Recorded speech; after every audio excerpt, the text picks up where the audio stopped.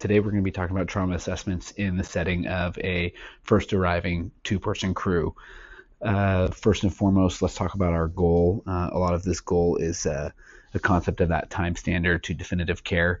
EMTs talk about, and EMT school talks about the golden hour. You go to big city departments and they talk about the 777 rule. I think a realistic goal for us here on Camano with high acuity trauma calls is what I'm going to call the 10-10-10, and this is 10 minutes on scene, 10 minutes to the LZ, 10 minutes for that airlift crew to get in the air and get to the nearest trauma center. This pie chart I drew is a timeline focusing primarily on this first 10 minutes. And these are what I'm simplifying as those competing priorities that take up our time. That is overall the time to transport. This is the time from when we hit on scene to when we are en route to the LZ, and it's that overall piece that we want to be moving towards. Next is intervention of life threats. These are the things like major bleeds, airway breathing, things we need to fix in the moment as we find them and in a certain order or simultaneously. And then finally is probably the most dynamic, depending on the call, the concept of extrication. And once again, this could be extremely complex or this could be much simpler depending on what the mechanism is, where you're at, and patient access. Sometimes this extrication piece is going to take so much more time, and the way we can navigate that is by dealing with life threats as patient access permits, or as we get better access, and being prepared to and have a plan to deal with them efficiently. And then that time to transport, minimizing the time, even though extrication might be taking a bit longer, by having equipment staged and having a clear plan and execution when personnel get there as needed. Over here, I'm going to highlight kind of just the overall roles. As we go on calls, we always have a lead and then a skills. Lead is the overall in charge of the call, patient rapport, the communicator and delegator. The skills is more of the hands-on, getting vitals and so on. In a trauma, this becomes a little bit different. I'm going to have one big circle around the patient. This is our EMT lead, and they are overall in charge. This is they're going to be doing the delegating of roles to their partner. They're going to be the one communicating with command or setting up command, and then passing off command and communicating to incoming crews' needs and plans. Something I'm going to draw right here is another little zone, and this is going to be EMT skills.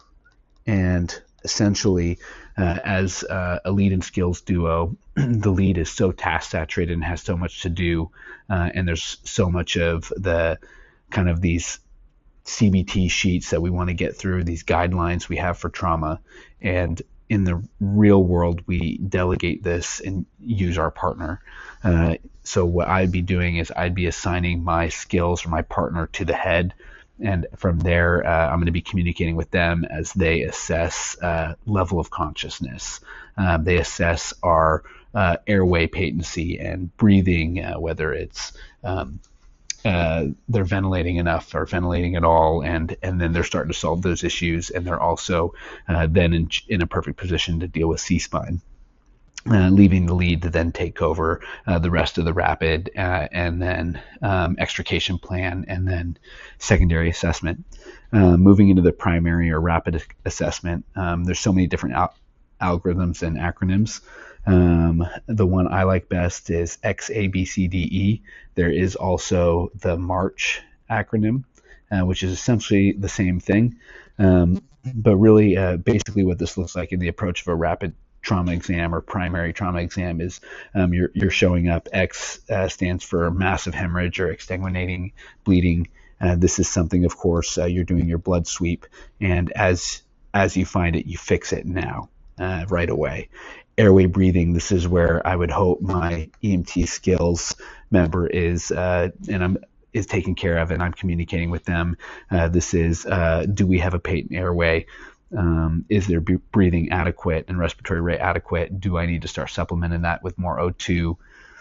And these are, of course, items that we fix in the moment and fix now. Circulation is a bit of a different piece. This I'm going to call as kind of like a report / observe. When we go up to these patients, in that rapid primary assessment, that's not quite the time I feel like to take a blood pressure. That is, what are our skin signs? What are our distal and central pulses? Where are we missing pulses? Skin sign. It's alluding to what's our shock level that we suspect this patient's in, and that's something you're going to want to pass off to a medic as they arrive.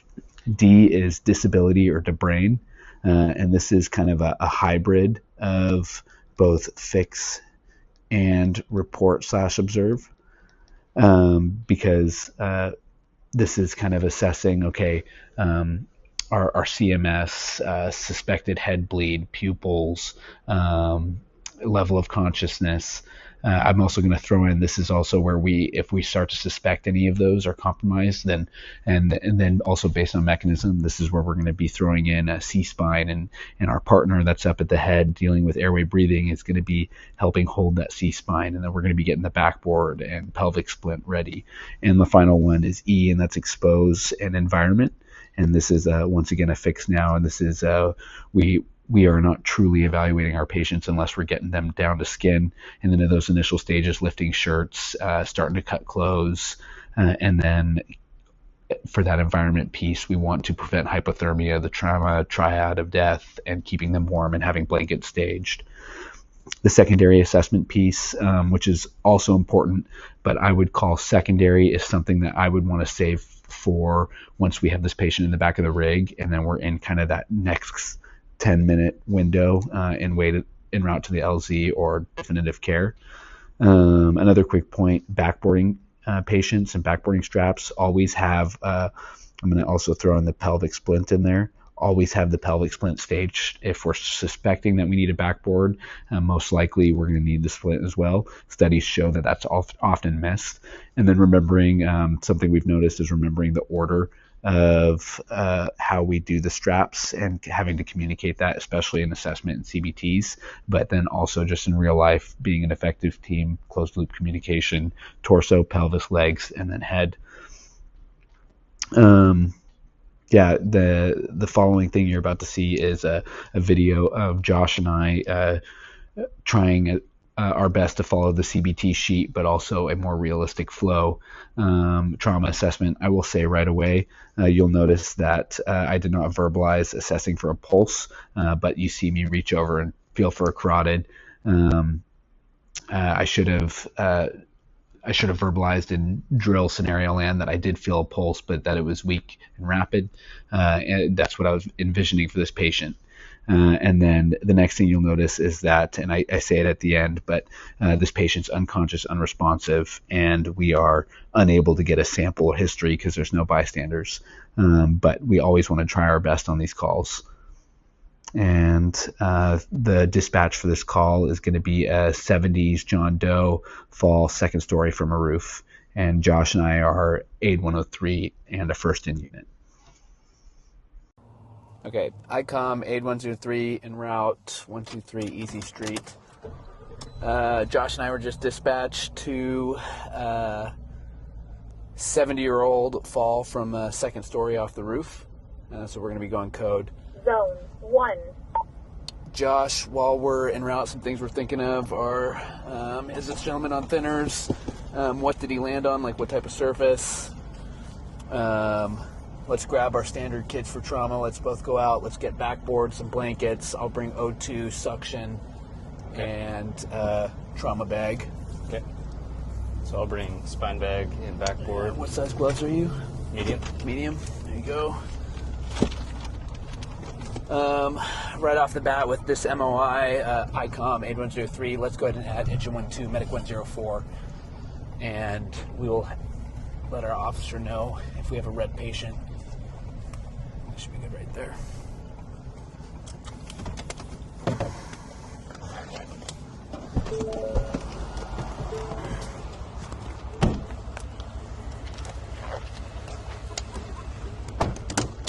Okay. Nose.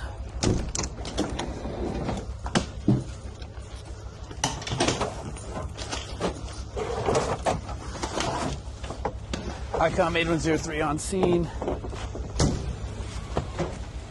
BSI seen as safe, taking standard precautions. Josh, you got that? Yep. I see one patient. Looks like we fell second story from a roof.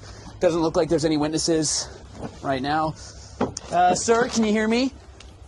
I'll Sir, go to hit. Considering the MOI and him not responding, I'm going to call him a sick patient.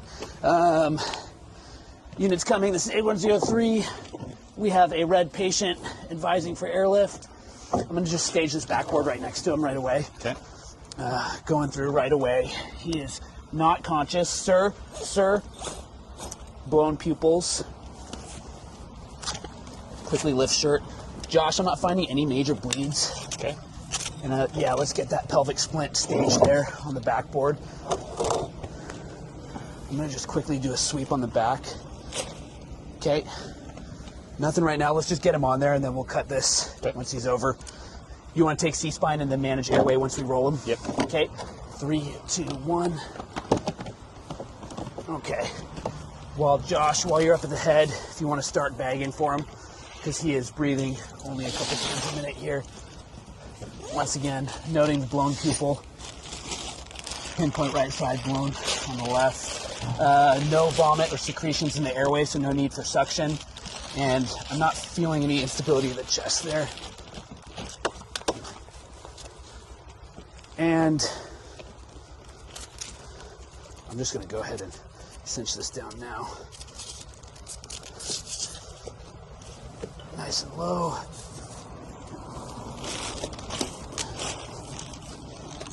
Okay. Okay. Josh, you're breathing for him. Yep. We got him hooked up to O's. O's are on. Here's suction just in case we need it. Perfect. Going to continue down with a... Let's keep him warm while we're here. Okay, there's blankets down there. I'm going to go ahead and cut shirts as well, just make sure. Since those guys are still en route, I'm going to do a modified version here of my secondary assessment going down the line. So noting a possible head bleed with blown pupils, unconscious, unresponsive, John Doe. Going to start up at the top here. No crepitus on the head. Josh, you're pinching the legs there. Yep. Okay, no JVD, no tracheal deviation in the mouth, no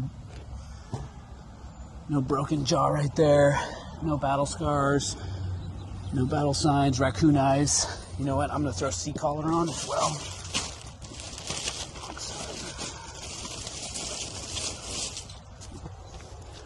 And then it looks like we got some more help here. Hey, you guys, if we can start, let's start getting them strapped up to the backboard. And then I want to get a gurney staged and get in the rig as soon as we can. We just need one stack there. You want to go get the gurney? I'll like this. Once again, this is our only patient, John Doe, no information. Let's go torso first, then hips, and then lower body. Okay. And then we'll secure head last. Josh, are you getting any signs of purposeful movement or breathing? No, None at all? not at all. Good compliance with the bag. I'm going to stick some pieces of tape behind you over here, Josh. Yep. Go in.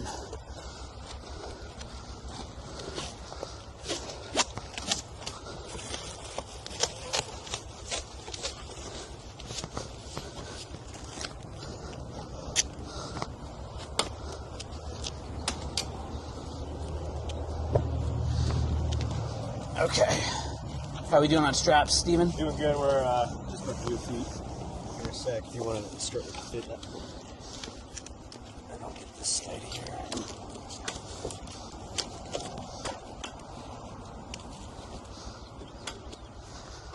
And then head last here. Steven, you're set up right there.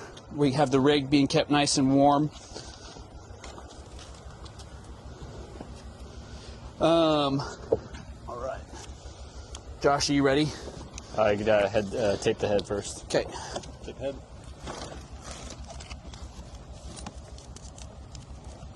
Okay, one more piece of tape. Steven, you got this one?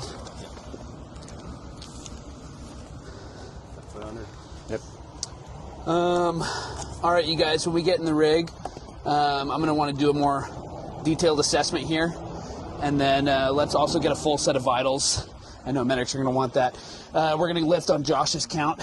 Bader, can you help Josh up at the head over there? Okay. Josh? 3, 1, 2, 3. Oh, oxygen.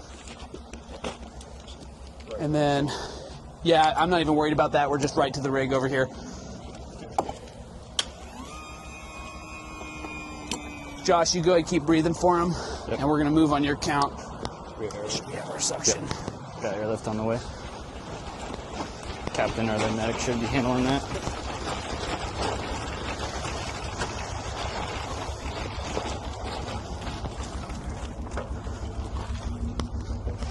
Up. In.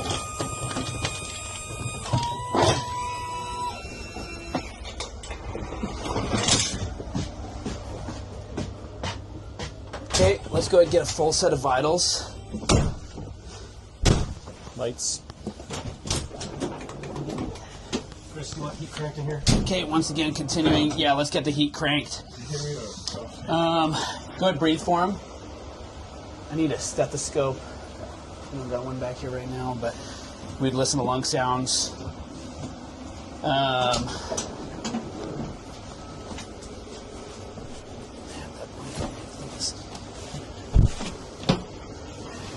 Okay, assessing all 4 quadrants of the abdomen. I got the pelvis sheeted just on mechanism there.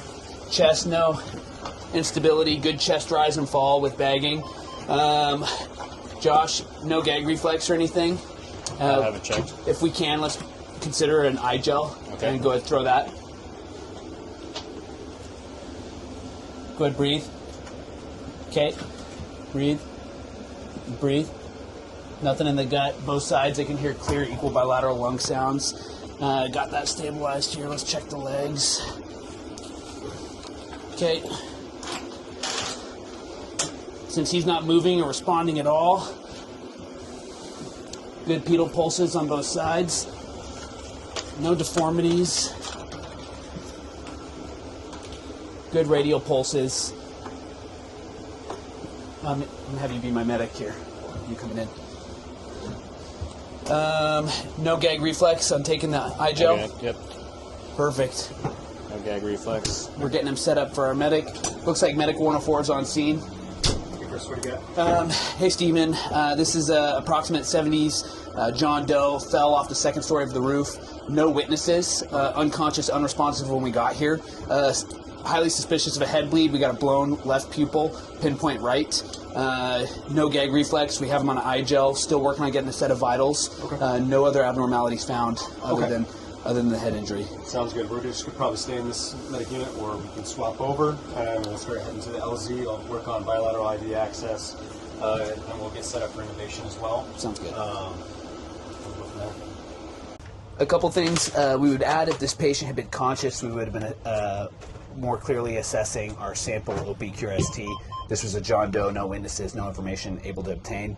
If we had noticed any other injuries upon our secondary and more detailed assessment, we would have addressed those injuries afterwards, so i.e. splinting with vacuum splints or applying bandages to small bleeds. And that is all I would add in there if this call had gone differently. Okay,